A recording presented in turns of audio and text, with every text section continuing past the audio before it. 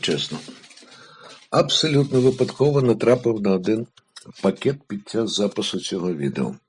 Розглядаючи кодики Вокоскріна, вирішив поцікавитися, що там у допомозі про 264 кодек пишуть.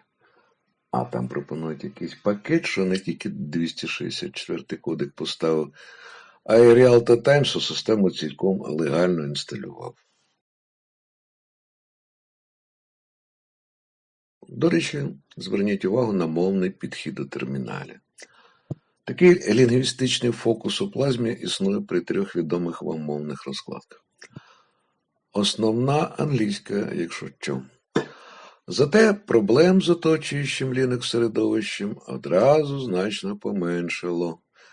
Кому доводиться редагувати чужі документи, мене зрозуміє.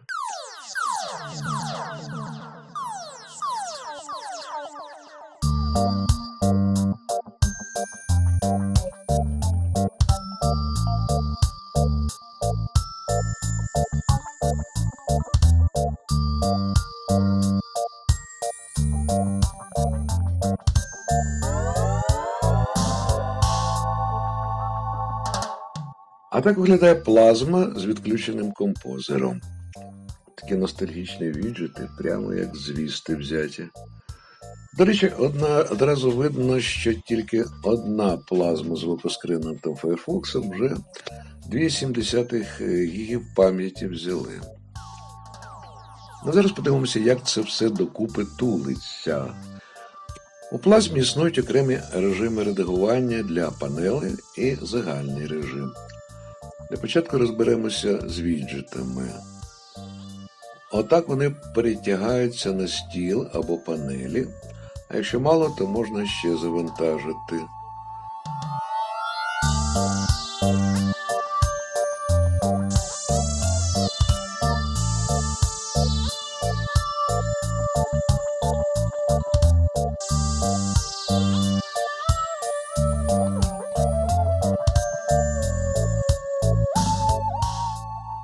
Віджити можна масштабувати і дуже корисно ондо при їх видаленні. Ви, мабуть, звернули увагу, що нижня панель якась неакуратна. Це тому, що у плазмі реалізовано глобальне меню, яке за задумом має закидати меню додатків на якусь з панелей. Що воно тут присутнє, видно тільки в режимі редагування панелі. І йому треба на панелі трохи місця, щоб значки не вилітали за її межі. Окрім того, панель можна відцентрувати, а от розташування значків відцентрувати вже не вийде. Якщо зберетесь завести нижню панель, вибирайте в додаткових опціях ось такий режим. Тоді панель буде вилізати з-під додатку тільки якщо опустити курсор на самий низ екрану. Дуже помічне для нижніх повзунків всіляких музичних та відеоредакторів. Закриваємо редактор панелей і зараз я продемонструю, як на практиці виглядає глобальне меню плазми.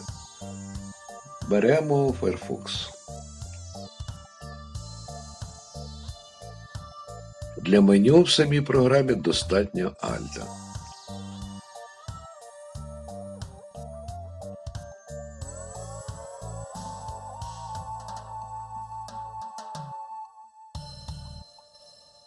А от у KDE-Live Alt не працює.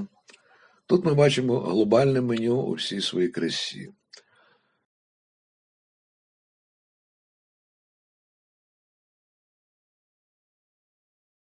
Є і альтернативний метод. Це пара клавіш, наприклад, Alt-S.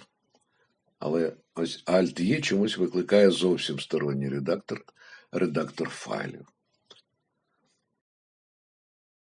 Наостанок я покажу редактор, якому, окрім альтернативного варіанту, ніщо не допомагає, і це Audacity. Бачите, меню нема, глобального меню теж. Застосовуємо альтернативний варіант. і якесь незафіксоване сполучення з альтом творить чудеса. Вилазить глобальне меню. Альтернативний варіант виявляється самим стійким. Продовжує працювати. На цьому я з вами прощаюсь. Якщо що ще в плазмі зацікавило, то пишіть. До нових зустрічей.